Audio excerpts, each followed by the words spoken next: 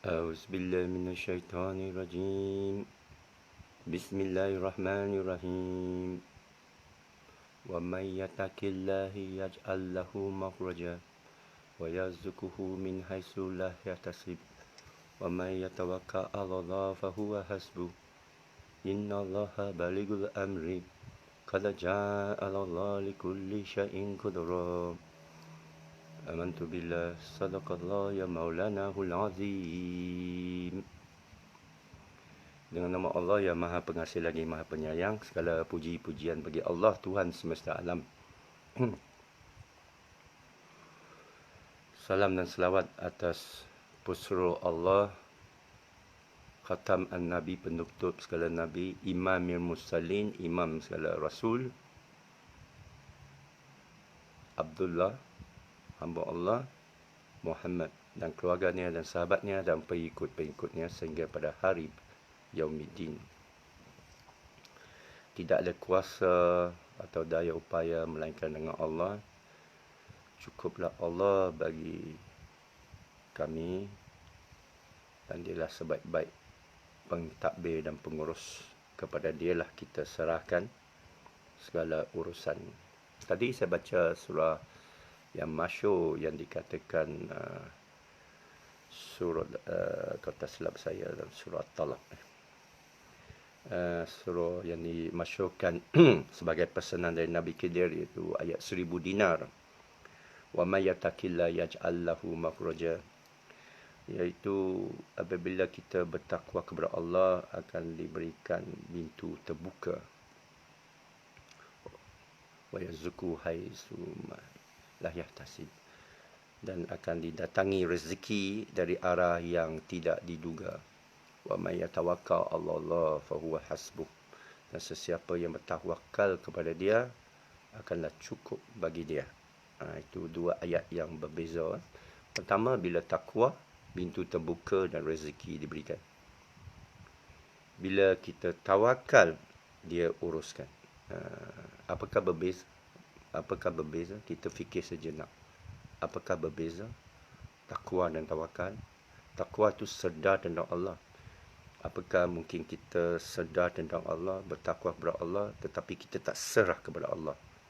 Apa maksud tawakal? Apa maksud serah? Dan apa ganjaran dari serah? Ganjaran daripada takwa, dibuka pintu, diberikan rezeki dari arah tidak duga. Yalah, dia macam mana nak duga? Jadi apakah yang diduga itu rezeki? Itu kita tafakur. Lepas itu kita tafakur atas tawakal. Selepas takwa itu kita tawakal. Apa maksud tawakal? Menyerah.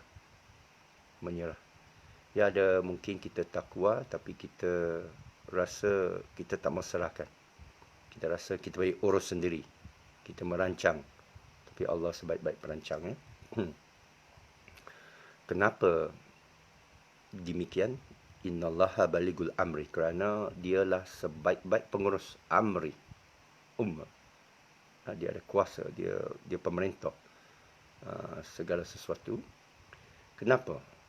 Kerana ayat yang akhir, inna qad ja'alallahu likulli syai'in qudra.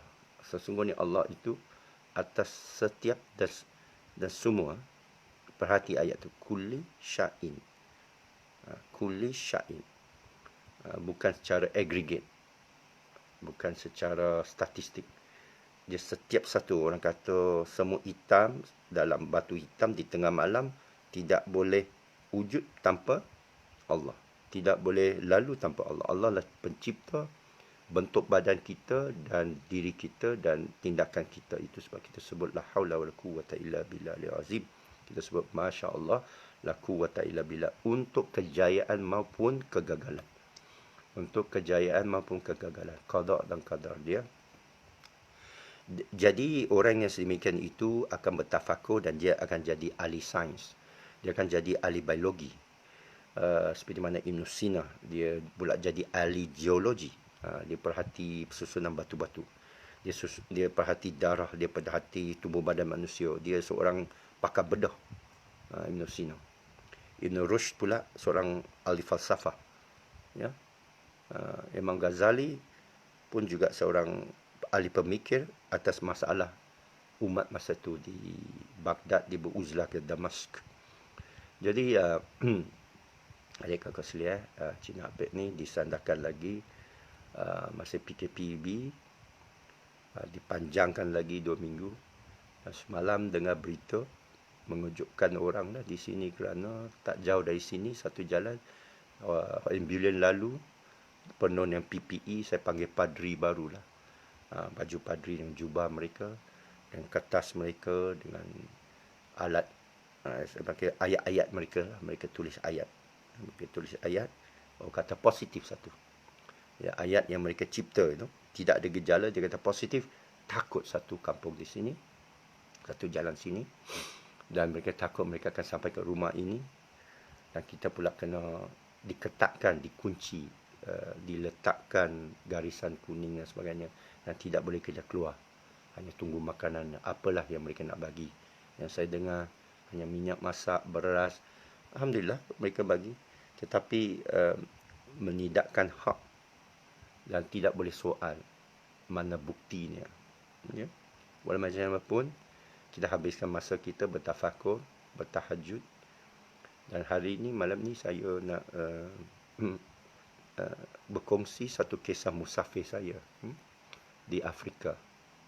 6 tahun yang lalu, 2014. Ini ada banyak pengajarannya yang saya tafakur pengajaran, dan saya percaya adik kakak tuan-puan ada pengalaman sendiri di mana rezeki datang dari arah tak duga, di mana ada hikmah pada setiap kegagalan atau satu pada zahir kita nampak macam ujian, ujian, tapi pada zahir kita lihat macam satu kemalangan atau satu malapetaka atau satu bencana atau satu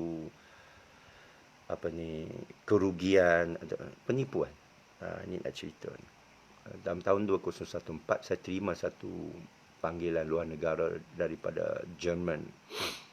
Itu seorang Afrika dari Kamerun yang berhijrah ke Jerman, yang mempunyai jaringan dengan Kamerun, Afrika, memberitahu saya dalam ruangan chat dalam projek saya, yang saya jadi ketua projek sedunia, memberitahu saya dia mahu jemput saya pergi ke sekolahnya di Kamerun untuk mengajar dan membawa falsafah saya yang boleh buat Jack Ma atau Steve Jobs dalam masa 6 tahun.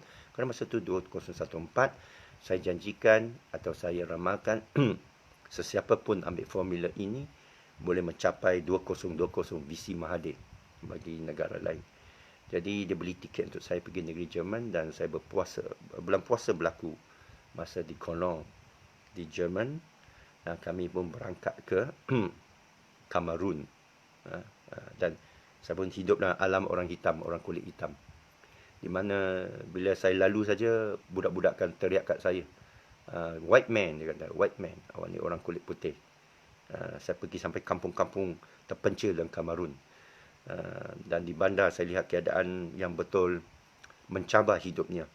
Bilik air tak ada, bilik air tak ada, ada pun tak payah gunalah.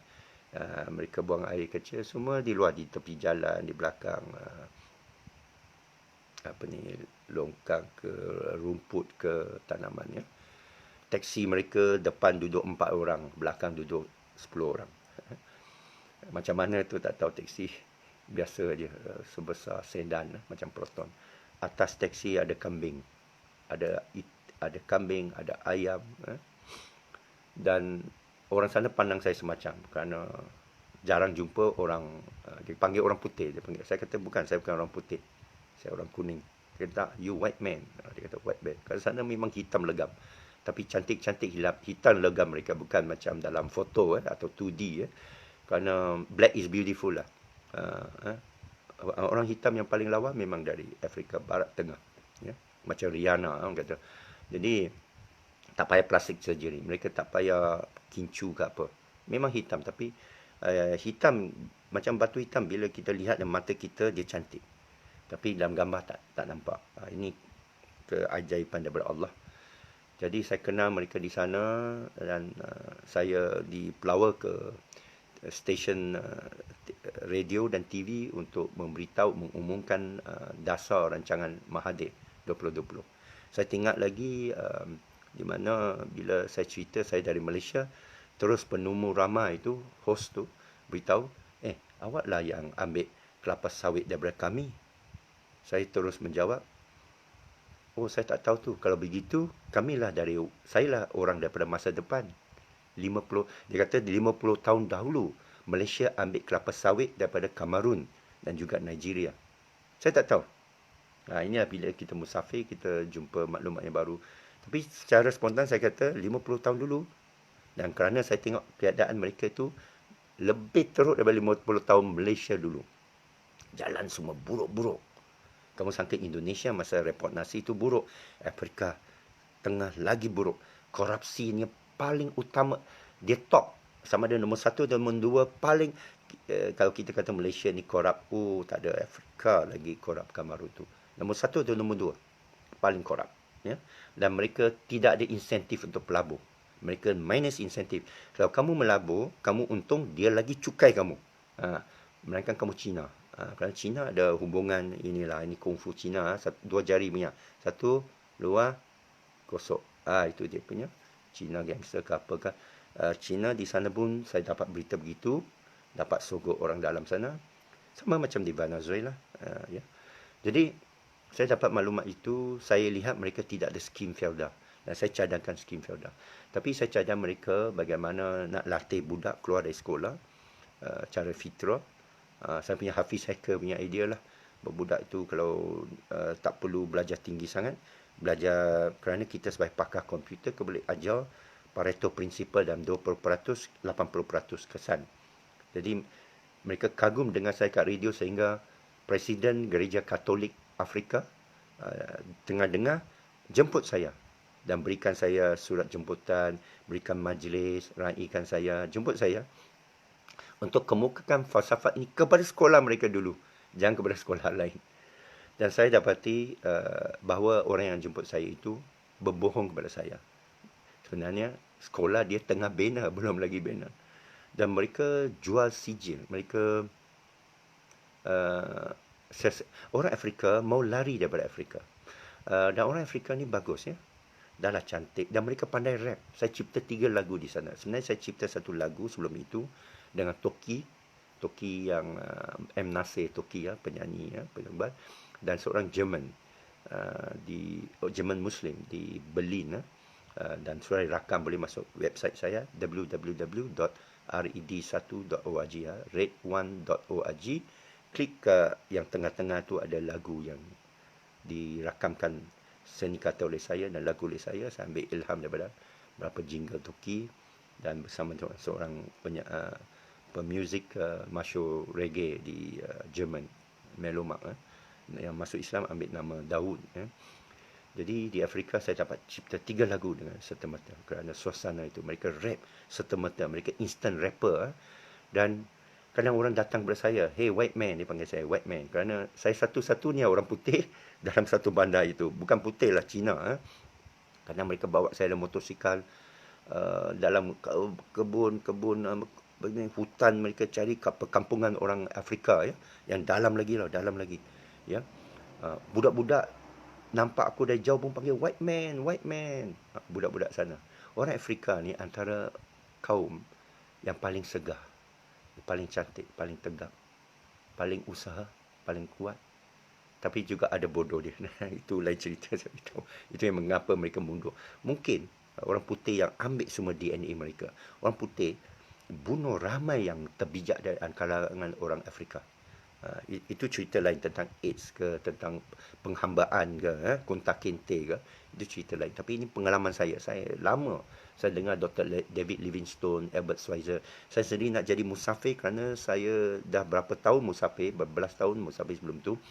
Saya tengok setiap kali musafir ada rahsia Allah, ada pemberian Allah, ada rezeki Allah, tapi ada ilmu Allah yang tidak kamu boleh jumpa dalam buku atau cerita orang atau daripada National Geographic atau Discovery Channel. Kamu kena discover sendiri. Dan saya dah masuk dalam 2 album saya, Idea Fitri Afrika dan lagi 2-3 album kerana ada cerita panjang. Bila saya rasa dan masuk kampung itu, mereka punya ketua kampung, penghulu kampung, setiap orang ada 13 isteri ke 15 isteri. So, ini keyword saya. Bila saya jumpa seorang hitam ke pelayan hitam ke, saya akan tanya dia nama dia, dari mana, daripada kampung mana, dan kabilah dia. Dia ada falsafah kabilah. Bila kamu nak minta tolong daripada polis, doktor, ada ketua immigration, kena cari orang sama kabilah dengan dia. Jadi saya pergi dengan orang yang sama kabilah, jawapannya ya. Dia kata jawapannya ya. Kalau bukan sama kabilah, payah sikit. Ini samalah sini kroni, sama geng, sama kawal lah. Demo saudara hamba ni. Begitulah. Kena. Jadi, lagi satu, saya akan tanya, kamu kampung mana? Lepas tu saya tanya, ketua kampung kamu berapa isteri? Mesti atas 12, 13. Masya Allah. Saya pun nak jadi ketua kampung lah. Saya pergi sana, saya dapat ceramah depan majlis mereka di kampung. So, mereka pandang, ada dengan, lawa-lawa betina sana. Jangan pandang sangat ni. Yang saya ambil gambar dulu lah. Tegap. Tak ada plastik surgery. Tak ada plastik surgery. Hitam. Allah, ialah hamba terbayanglah 15 porda tu. Jadi, yang menipu saya itu berbohonglah, dan saya nasihati dia. Kenapa saudara berbohong? Dia kata orang di Afrika semua berbohong. Dok, saya kata. Jadi, kita berdakwah lah melalui pengalaman. Tapi akhirnya saya stranded, saya tercampak di sana. Kerana bila saya buat pengumuman radio, ramai yang datang. Dalam majlis kita buat majlis ceramah, ramai datang. Saya tanya mereka, orang-orang hitam lah datang kerana dengar siaran radio sana macam RTM 50 tahun dulu. Kalau kita berucap tu semua satu Kamerun dengar kita. Satu Afrika Barat dengar kita. Dan mereka datang berbatu-batu. Saya syukurlah. Guru. Ini adalah guru betul. Ratusan batu mereka datang. Dan saya tanya mereka, brother, where you from? How you come here? You have any money? Bayangkan mereka datang tak ada duit. Ini yang saya heran. Mereka boleh datang naik bas tanpa duit.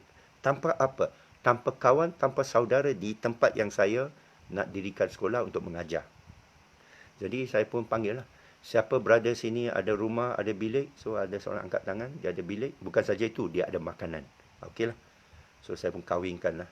Saudara Ansar Muhajirin lah. Itulah Madinah saya. Dan mereka itu, ada yang semangat besar. Ada yang putus asa. Ada yang malaria depan saya bergigil tu, malaria. Dan ada yang betul pakar.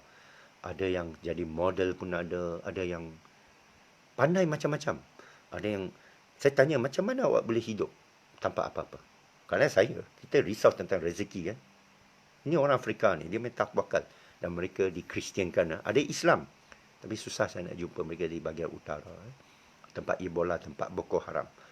Jadi, mereka kata, saya boleh masuk hutan. Cantas hutan, cari ubi, cari pisang tanduk. Tak tahu macam mana dia buat. Tapi orang Afrika ni memang, dia tahan lasak. Dan makanan dia, Masya Allah. Tak bolehlah cari budu, tak bolehlah cari serai. Susah saya. Dia punya beras pun lain daripada tepung gandum. Jadi, dalam berlumpur, saya pernah tidur dalam kandang kambing. Tapi ada pelajar yang kaya, seorang ahli farmasi yang kaya, jemput saya masuk bilik dia. Bilik dia tu satu katil, jadi saya tidur, dia buat kerja dia. Saya bangun, dia tidur. Macam tu. Jadi, Allah buka hati untuk jumpa orang yang istimewa. Jadikan kawan. Dan masa dalam susah tu, saya terus berdakwah. Saya beritahu mereka. Dan murid-murid ada datang saya, bawa pisang, bawa telur. Adab tu mereka tersendiri. Ini adab semula jadi orang Afrika. Dia punya. Tapi tengok banyak yang bawa makanan atas kepala. Bawa air atas kepala. Jalan berbatu-batu. Jual kacang. Saya belilah. Nasib baik tak jual loteri. Falsafah Vietnam belum sampai. Tapi dia ada 3G daripada Vitel, Vietnam. Yang juga guna perisian saya, Vitel tu. Yang Maxis Vietnam. Tapi sana banyak orang mencuri. Kamu pasang 3G, dia terus jadi 1G, 0G. Orang curilah. Kalau dipasang line elektrik, habis. Kalau dulu saya komplain di Kuang dulu, orang selalu curi kabel, telekom. Sana, jangan kata curi, memang hilang. 3G boleh jadi 1G atau 0G. Saya beli 10-20 ringgit, tukar jadi 0G. Duit itu 30 ringgit boleh hilang. Banyak sangat pencurian di sana. Ya. Dan mereka buat rumah pun tidak ada tangki air. Saya pun beritahu mereka konsep tangki air lah. Kerana saya pun ambil air daripada sungai. Ya, pakai kain pelekat saya ambil air sungai. Yang mandi-mandi bogel di sungai. Perempuan pun ada. Ya. Boleh nampak semua. Jadi nak belajar bahasa Perancis, pergi sana. Mereka dua bahasa. Bahasa Inggeris dan Perancis. Pergi Paris mahal. Jadi sesiapa nak belajar Perancis paling murah, pergi ke Afrika Barat Tengah. Kamerun, Nigeria pun sama, Perancis. Kamerun, Perancis, Morocco, Algeria, Tunisia, Perancis dan Arab. Saya ada kenalan dari Algeria, Tunisia dan sebagainya. Di Paris. Jadi mereka buat tanpa tangki air. Satu hari ada air, satu hari tak ada air. Dan ada satu bukit yang amat besar, lebih tinggi daripada Gunung Kinabalu itu, Kamerun Mountain. Ya. Dan dia blok angin daripada barat. Jadi 6 bulan kemarau, 6 bulan hujan setiap hari. Dan masa saya ada sana, hujan setiap hari. Lumpur saja. Dan saya diajak pergi gereja. Saya pergi gereja. Saya kenal dengan padri. Padri menjemput saya baca doa makan. Saya baca tanpa nama anak Tuhan. Saya baca Bismillahirrahmanirrahim dengan nama Tuhan Maha Pengasih lagi Maha Penyayang. Terkejut padri. Tapi padri angguk lah. Ya. Jadi, tapi sekolah itu tak bina. Kawan tu berbohong saya dan saya tegur dia dengan baik. Saya kata, kenapa perlu berbohong? Tak perlu berbohong. Cerita yang benar. Tetapi, hikmahnya ialah, kerana dia berbohonglah saya sampai sana. Kerana dia berbohonglah. Kalau tidak, saya akan kata, tunggulah sekolah kamu siap. Saya tak akan sampai sana. Saya sampai sana dan saya terkandas sana kerana Air France yang tiket saya nak balik tu, mogok. Mogok. Air France. Tiket ada pun mana Allah letak saya sana, tak bagi saya balik. Itu sebab saya anjurkan bila ambil tiket penerbangan pergi satu tempat, jangan ada return tiket. Kalau nak ikut mazhab Cina Apek lah, jangan ada return tiket. Jadi di sana, saya hidup dalam itulah. Saya belajar hidup. Keadaan susah, saya tengok orang jual kasut, letak kasut atas kepala. Kasut letak atas kepala tegak macam tu. Itu cara dia jual kasut. Saya tengok mereka jual pisang. Dia bukan pisang goreng macam kita. Oh, jangan sangka macam pisang. Saya tengok ikan kering. Jangan sangka macam ikan kering kita. Kamu cuba makan tu. Kamu tak akan makan lagi. Okey. Jadi, sana betul homesick lah saya kata. Orang nak ikut saya. Tapi gambar-gambar yang saya ambil sana dalam album tu, orang bagi komen. Gambar tu paling cantik. Paling hidup. Paling musafir, paling mendalam spiritual dia. Paling ada roh. Kerana saya merakamkan hidup mereka. Saya merakamkan kemurahan mereka. Saya merakamkan ini kira musafir betul lah. Ini boleh jadi, banyak orang suruh saya tulis buku, tapi saya belum lagi sampai isyarat dan izin. Jadi masa dengan murid-murid itu, saya teringat lagi. Tanpa duit, kita kongsi apa yang ada. Daripada belanja 10 sen untuk naik taksi yang ada 20 orang dalam tu, saya berjalan kaki berbatu-batu untuk jumpa seorang profesor, jumpa anak murid saya, pergi majlis ini, majlis itu. Macam-macam orang berkawan dengan saya. Ada hikmahnya. Bila kita pergi musafir, kita tersekat, jangan kita kata, aku mau balik lah. Aku nak roti canai. Jangan-jangan. Sabar dengan penentuan Allah, bertafakur atas keadaan kita. Allah akan datangkan makhluk dan manusia. Ya? Bukan jin, manusia. Jadi tiba-tiba saya masa dengan murid itu, saya teringat saya bacakan wa mayatikalah terjemahannya kepada mereka. Saya kata kalau kita have fear of God, we have recognition of God, we have trust in God, God will give us His providence, rezeki. Tiba datang satu email daripada satu arah saya tak duga, dekat, iaitu Afrika Selatan, Johannesburg. Dan dia beritahu satu masalah dan perisian yang dia pakai saya punya. Dan wakil projek kita di Afrika Selatan tidak menyelesaikan, mendatangkan masalah. Dan dia nak hubungi saya, mereka tidak berikan. Pasal aku ni tinggi sangat. Orang-orang bawah tu nak macam padri lah. Kata tak boleh jumpa ni Rasul projek ni, Cina Apek ni, Redwan ni tak boleh jumpa. Dia tinggi sangat, dia tak akan layan kamu. Tapi kawan tu tulis juga kerana terdesak. Saya terima, saya baca, saya memberitahu dia. Kebetulan saya di Kamerun. Berilah saya satu tiket kapal terbang, pergi ke Afrika Selatan. Dan ini perlu 4 hari saya tonton awak punya sistem, kaji. Satu hari, yuran saya adalah $1,000. Dia balas, tiket kapal terbang sudah siap. beritahu bila awak boleh terbang, $4,000 tunggu kamu di airport dengan satu jeep 4-wheel drive dengan driver. Jadi saya pun tunjuk pada orang-orang Afrika di sana, saya kata tengok rezeki dari Allah tidak diduga. Benar kan? Dan mereka jadi kawan baik saya sampai sekarang, dan saya sentiasa hubung dengan mereka. Mereka bagi saya maklumat keadaan di Kamerun, kerana saya nak pergi sana nak jadi ketua kampung lah, boleh 13 isteri, 15 isteri.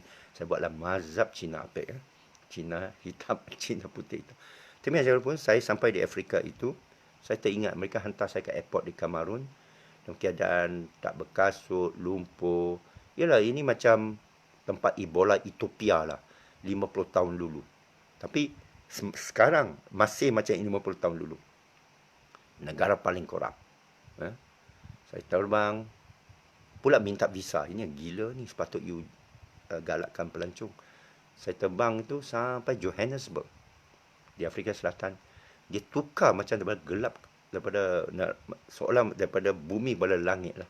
Daripada neraka Jahanam kepada Jannah. Orang putih yang sambut saya, perempuan lawa-lawa pula tu, terus pergi safari, makan sarapan pagi. Orang putih dilayani orang hitam. Jadi saya pun bertafakur pagi itu, bagaimana Allah memutarkan hidup kita tiba-tiba daripada keadaan bawah kepada atas. Dan dia boleh, kerana ayat Quran sebut daripada atas kepada bawah. Bagaimana orang itu bila susah dia beriman kepada Allah, lalu kami menaikkan dia dan kuasa Allah tanpa sebab kita, bukan berkat apa kita lakukan. Tiba-tiba kita lupa tentang Allah. Dan bagaimana juga orang yang diberikan kekayaan, dia syukur kepada Allah, tiba-tiba Allah jatuhkan dia. Bukan kerana dia tidak lakukan baik, bukan kerana dia tak beriman. Ini memang Allah sebut, Allah janji ada dilakukan ujian. Demikian, dia lupa, dia tak sabar. Jadi kita kena ingat, apa keadaan pun, sabar wa syukur. Sabar wa syukur. Fabi ayalai rabbikuma tukaziban. Maka apa di antara nikmat Allah yang kamu dustakan, kamu sihat, semua sihat. Jadi makanan saya jaga, kerana nak lawan COVID yang palsu ni, saya makan sekali sehari. Saya makan nasi perang. Saya makan lebih lemak. Saya ada cuka apple. Saya makan kopi pagi dengan mentega. Saya makan buah-buahan pisang. Jadi saya makan sehari sekali, berpuasa makan hampir 20 jam lah. Jadi ini kita boleh lakukan bila kita kenal ayat Allah, bertafakur, dan juga asbab alam ni. Asbab yang berlaku di sekeliling kita ni semua asbab. Jadi peristiwa di Afrika ni menambahkan yakin saya lagi, di Afrika cantik sungguh. Kalau orang nak tanya saya negeri mana paling cantik untuk lawat, Afrika Selatan, Cape Town yang ada orang Melayu. Lain kali saya cerita Melayu, di sana Syekh Abdul Kadir, saya berada di sana. Tapi kali itu saya tak jumpa dia. Tapi saya duduk di rumah yang diberi kepada dia, istana. Saya tanya mengapa Syekh tidak duduk sini. Dia lari dari rumah ni. Itu satu cerita lagi lah. Tapi rumah tu besar.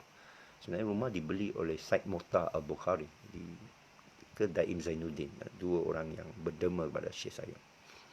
Jadi kisah begitu menambahkan lagi keimanan saya, ketakwaan saya kepada kebenaran Allah, mengajar saya itu. Dan banyak peristiwa lain. Saya percaya adik kakak, tuan-puan sendiri ada kisah dia. Kalau ada, tolong tulis. Kita berkongsi, ya. Kerana kisah-kisah ni menguatkan khabar yang baik kita cerita. Untuk menguatkan iman tawakal saudara mara kita, maupun orang bukan Islam, buka hati mereka kepada Islam, kepada Allah, kepada cahaya nur samawati wal ard. Itu sebab setahun kemudian saya bawa anak saya, penuh yakin saya bawa anak saya, dan hanya duit sedikit, asalnya nak pergi 3 negeri di Eropah, dia berakhir dengan 18 negara, termasuk 4 negara yang tak pernah saya lawat. Denmark, Turki, Spanyol, Mexico, ada lagi satu mana saya lupa. Dan 4 dah. Dan saya bawa dia ke Rusia, ke Jepun, musafir, dan bertambah rezeki. Saya anggap Allah janji untuk dia dan ayahnya 24,500. Saya kira balik euro. Ada pula balance lepas 8 bulan. Jadi adik kakak sekalian,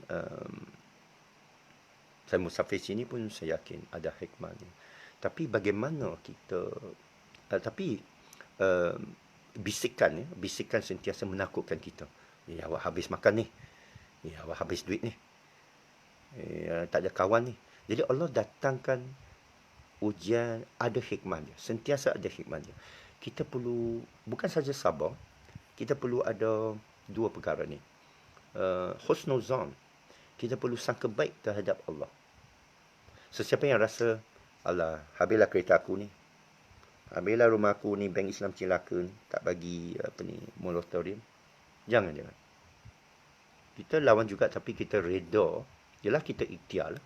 Tapi kita reda, Allah sudah tentukan. Itu lebih baik bagi kita. Bila kita boleh terima, psikologi kita, spiritual kita itu terjaga. Dan kita tidak zaunun wala khaufun. Kita tidak takut maupun bimbang. Takut dan bimbang itu pintu asbab syaitan masuk. Auzubillahi minasyaitonirrajim. Kita berpaling daripada bisikan. Dua cool tu. Yang saya tengok ruqyah ke apa, saya tengok website semua orang yang jual ayat Allah kata boleh ubat halus semua. Lain kali saya cerita tentang dua makhluk halus yang alhamdulillah saya dapat halau menurut dua orang yang datang kepada saya. Yang saya tak minta satu masa. Saya tak minta satu orang Hindu, satu orang atheist yang Cina, ya, satu India, satu Cina. Itu kemudian, tapi saya nak beritahu ialah saya amalkan ayat yang tauhid kepada Allah, yang tidak ada ayat khusus. Tapi saya pentingkan tafakur dan makna. Kepada saya, jin dan bayang dan bisikan akan hilang bila kamu faham maksud ayatnya. Contoh ayat Kursi. Fahamilah maksud ayat Kursi. Al-Hayyul Qayyum. La taqutuhu sinatu wa la naum. Ya? Bila kamu faham tu, bergetar hati kita. Masa itu, jin mari pun saya main dengan jin sajalah. Kalau jin ada pun, jom, halo bro, apa khabar? Tak ada rasa apa pun. Yang saya takut yang 3 ta je lah. Terutama ta yang ketiga. Saya beritahu orang lah macam mana awak kuat pun jin kah apa ke, datang ta yang ketiga kamu gol. Dulu saya dalam viral saya punya gangster Cina Pack. Itu video viral saya cakap, senang aja lah ini luar jali. Sama itu kaki perempuan cukup lah. Cina tahulah ini semua ilmu lah, tak payahlah. Saya Cina, saya sudah tahulah. Tapi yang Islam ni halus demi ilmu ni. Masa kamu boleh tahan tu, itulah kekuatan kita. Jadi saya akhiri dengan saya menjuru semua umat Islam sebenarnya. Mesej saya, amaran saya, rayuan saya sangat kepada umat Islam. Kenapa kamu tak bersatu? PN ke BN ke UMNO ke bersatu sampai tak bersatu, pejuang ke. Kenapa tak bersatu? Saya dah malas nak baca ayat tu lah. Dah malas nak baca. Watasimu bihablillahi jami'aw wa la tafarraqu wa in kuntum tu'minun. Malas. Fa in tanaza'tum fi syai' faruddu ila Allah wa rasul. Wa in kuntum tu'minun. Ya. Kembali kepada Allah Rasul ialah di sini, di sini, di sini dan sini. Dua, bukan sini saja. Akal ada. Kita lawan pandemik ni bukan kita orang gila, bukan kita orang sihir, bukan bomo, saya tolak ini semua ni. Saya guna pada akal. Guru saya Ibn Rushd ni, Ibn Sina, Imam Ghazali. Falsafah, akal. Sifat 20. Fardu Ain, Fardu Kifayah. Talabul ilmun faridatun ala kulli muslim. Awaluddin ma'rifatullah. Dalil lah. Semua perkara kita cari dalil. Ini peradaban Islam. Tidak ada benda yang tak ada asbab. Kalau kita tak faham, tunggu, sabar. Berdoa kepada Allah untuk beri kita pemahaman. Tapi jangan tolak. Jangan menafikan ayat Allah. Bila jumpa sesuatu di alam, ini ayat Allah tak boleh pakai. La haula quwwata illa billah. Astaghfirullahalazim. Jangan sebut gitu. Kerana Allah cabar dalam surah Al-Kahfi. Ya? Tapi saya nak akhiri tambah panjang tahajud ni. Adik kakak, terima kasih kerana mendengar. Silalah sebarkan mesej daripada Allah wa Rasul, daripada Quran, daripada Allah kepada semua. Watasimu billahi jami'aw wa la tafarraqu. Ya. Berpegang kepada tali Allah dan jangan kamu berpecah belah. Ini perintah. Ya. Jemaah itu maksud tu bersatu. Merengan tu maksudnya berpecah. Bila kita bersatu, kita mesti anjurkan solat Jumaat rapat saf di tengah-tengah dataran merdeka. Kalau hamba di sana, Niscaya hamba lakukan. Ya, bersama dengan Asri Janggut, bersama dengan Toki PPIM, dan juga ramai sahabat yang hantar WhatsApp dan mesej kepada saya. Mereka kuat iman, dan walaupun kena saman ke kena ikat, saya sanggup leburkan semua duit saya yang tinggal. Baik saya leburkan sekarang dan sebelum jadi darurat betul-betul, habis jatuh bursa saham, jatuh duit ringgit kita jadi zero, tak guna. Masa tu pekebun lah yang jadi tuan. Orang yang ada pisang ubi yang makan kamu yang susah kebuluran. Bersatulah kita. Bersatu. Ilmu Allah, tauhid kepada Allah, bersatu. Bila kamu bersatu, tolong ekonomi mesti berlaku. Ansar Muhajirin buat sistem kutu, sistem khairat, sistem koperasi, cantumkan harta kita, tanah kita, petugas kita, banyak tanah terbiar, minta dari kerajaan. Dia tak bagi sepak kerajaan. Ali Muhammad tak bagi buang dia dalam laut. Ya? Dan kita mesti kembalikan kekuasaan kita. Mula dari Malaysia, Nusantara adalah bumi Islam terakhir. Kita tengok Turki cuba. Tapi dia dikelilingi oleh pelbagai fitnah. Kita Nusantara yang jauh ada hikmah dia. Orang Melayu dari Afrika Selatan ni sebenarnya asal dari Makassar, Maluku, yang berjuang menentang Belanda. Rupanya. Dan mereka dibawa oleh Belanda, dicampak ke Sri Lanka. Dan mereka masukkan orang Sri Lanka dalam Islam, dicampakkan lagi kepada yang paling jauh, tak boleh jauh, Cape Town. Cape Town paling jauh, paling cantik, ya Allah. Wali-wali Allah punya tempat. Saya tak lawat makam wali-wali di sana. Islam di kalangan orang Melayu sana kuat. Dan mereka ada satu salam, salam Nabi Khidir. Siapa yang pergi sana tahu, salam Nabi Khidir. Dan mereka jumpa, mereka tak cakap thank you. Thank you itu orang kafir. Mereka cakap syukran. Itu sebab saudara adik kakak perhati APEC ni kadang-kadang sebut syukran, tak sebut thank you. Syukran, syukrillah. Kerana thank you itu kafir, syukran itu Islam. Jadi saya pergi sana, saya kata syukran, I'm from Malaysia. Mereka cukup happy kamu dari Malaysia. Buka rumah untuk mereka, hantar anak perempuan mereka cuci baju, kita masak untuk kita. Walaupun mereka tak ada di rumah. Ini orang Afrika Selatan. Bila jumpa orang Melayu, jangan ambil kesempatan ya. Ambil apa yang sempat. Bawa songkok, bawa kain pelekat ke sana, hadiah kepada mereka. Saya jual sana tapi saya juga hadiahkan. Kerana orang sana boleh berdagang. Kamu boleh bawa. Saya beritahu macam nak hidup Afrika Selatan, bawa songkok, bawa baju Melayu, bawa tasbih, bawa ketayap, mahal bukan mahal, dituntut orang Melayu di sana. Ya? Jual di sana, di pasar. Boleh jumpa ramai orang cantik-cantik mereka, campur orang putih, orang hitam. Melayu, orang Melayu. Dan orang Melayu sana maju. Bukan Bumi Putera maju. Ni Bumi Putera ni buat puaka bagi kita lah. Sana tidak ada pertolongan, kacau bala, kerajaan tak kacau mereka, mereka maju. Mereka lah dipercaya. Orang Melayu di Cape Town tu dipercayai oleh orang putih. Kalau orang putih nak ambil, dia tak ambil orang hitam, dia ambil orang Melayu dulu. Pertukangan tangan orang Melayu dulu. Orang kuat orang hitam lah. Tapi untuk orang yang cerdik, pandai, buat rumah, buat renovation, orang Melayu.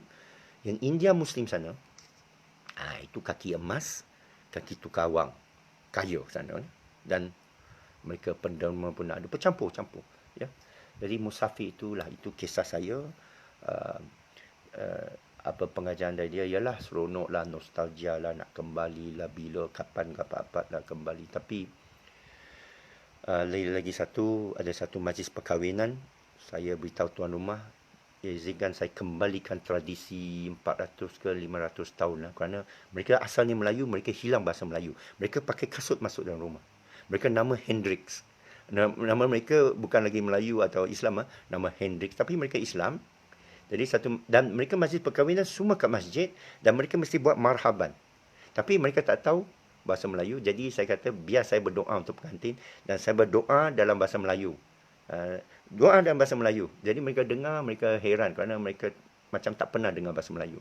Saya mesti terjemah kepada mereka. Saya kata, let me pray for you in Malay, your original forefathers language. Semoga Allah memberkatilah pengantin ini, memberikan mereka cucu cicit, anak. Nah, saya doalah bantai Melayu, bukan mereka faham pun Melayu ya.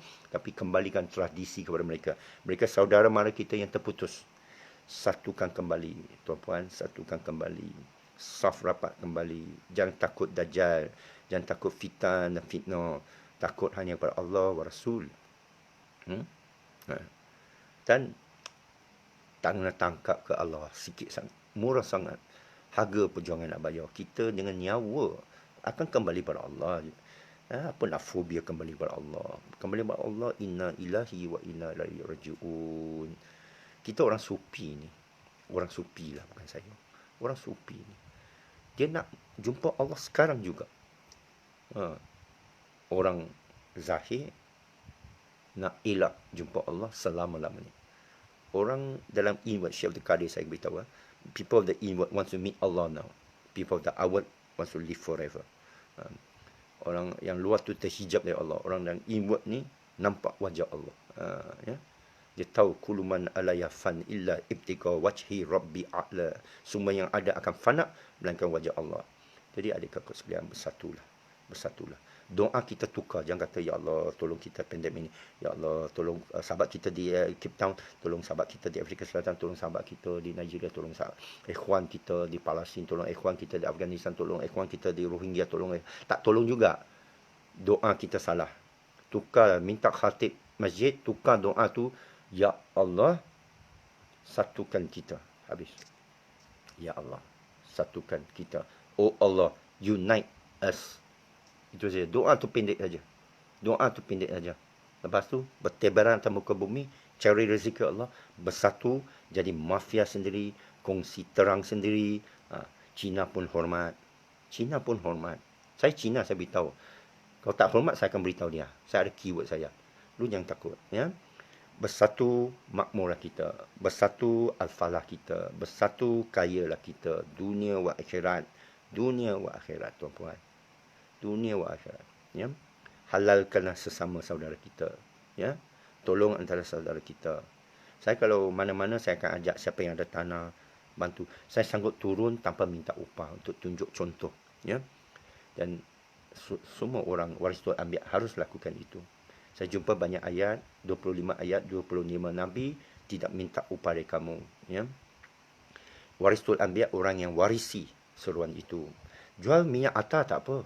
Saya jual komputer, saya mengajar tak apa. Tapi agama saya tak jual. Kalau orang nak tanya saya satu ayat, saya tak jual. Nak bagi saya ceramah, upah saya tak ambil. Ya? Tapi kalau saya buat komputer, ambil tak apa. Saya buat soya bean, kamu beli tak apa. Itu memang nyago. Halal tu bayar, haram tu rima. Ya? Jadi itu apa kita akan teruskan perjuangan kita menentang kepalsuan pandemik. Padri-padri yang ber-PPE ini, dengan ayat-ayat dia yang kata positif itu, menakutkan. Itu ayat palsu dia dari Allah. Orang gementar itu. Ayat Allah lah tu. Bila sebut Allah tu dia gementar. Tapi itu ayat positif. Itu la ilaha illallah. Lahu la syarika. Itu surah Kahfi kena baca dengan anu basir. Khasyaf. Kita baca dan baca lagi. Baca dan baca lagi. Salawat. Allahumma salli ala sayyidina Muhammadin abdika rasulika nabi ummi wa ala alihi washabihi wasallam taslima. Baca selawat ini kena dengan tafakur maknanya. Ini kekasih Allah, Habibullah. Ya? Ridwan ni. Dia ada penerimaan dari Allah. Dia kena tahu hadis Rasulullah SAW, tingkah laku dia. Kena tahu personality dia. Yang kamu cinta sesiapa lah, kamu mesti nak tengok perangai dia, rupa bentuk dia, apa dia nak makan, cara dia makan, cara dia berucap, cara dia hadapi musuh, cara dia hadapi cabaran, cara dia hadapi pedang. Syekh saya katakan, Nabi, kamu tidak diuji lebih daripada Nabi. Tak ada manusia diuji lebih daripada mana-mana Nabi. Mana Nabi. Ya? Mana-mana Nabi Daud, Nabi Isa, Nabi Muhammad, Nabi Musa. Tidak kita diuji lebih daripada Nabi. Ini nothing. Kalau kamu tak unite, kalau kamu tak bersatu, la haula wala quwwata illa billah. La haula wala quwwata illa billah. Kalau orang Melayu tak mau bersatu, ini Cina ni. Bukan Melayu ajak Melayu. Melayu lawan Melayu, Cina apa tak ada masuk campur. Kalau lu masih tak mau bersatu, subhanallah, la haula, kenapa kamu ingkar kepada ayat Allah? Tidak akan makmur Melayu sampai bila-bila. Saya berdoa untuk tuan rumah ini, sekeluarga, semoga ampun dosa mereka, menerima mereka, berikan rezeki mereka, makmurkan mereka, berikan mereka ketenangan. Saya berdoa untuk penduduk di Sabah sini supaya mereka kekal dalam perlindungan Allah. Saya berdoa untuk mereka yang berkuasa, pihak yang berkuasa, yang dikatakan doktor dan sebagainya, yang bergelar Tan Sri itu diberikan hidayah daripada Allah Subhanahu Wa Taala. Saya minta supaya kita yang mendengar ya, dan saya diampuni dosa dan kita diberikan rahmat Allah dan rezeki Allah, dan diampuni dosa orang tua kita, diberikan hidayah kepada mereka, kepada anak-anak kita dipelihara, dan dijauhi kita daripada segala khurafat dan was-was terhadap Allah, dan kepercayaan kepada yang tahyul, yang bayang-bayang, ya, dan dikuatkan iman itu, berikan cahaya kita yang dijanjikan Allah sesiapa yang membaca ayatnya dan memahaminya. Quli qauli hadza astaghfirullahi wa lakum. Assalamualaikum warahmatullahi wabarakatuh.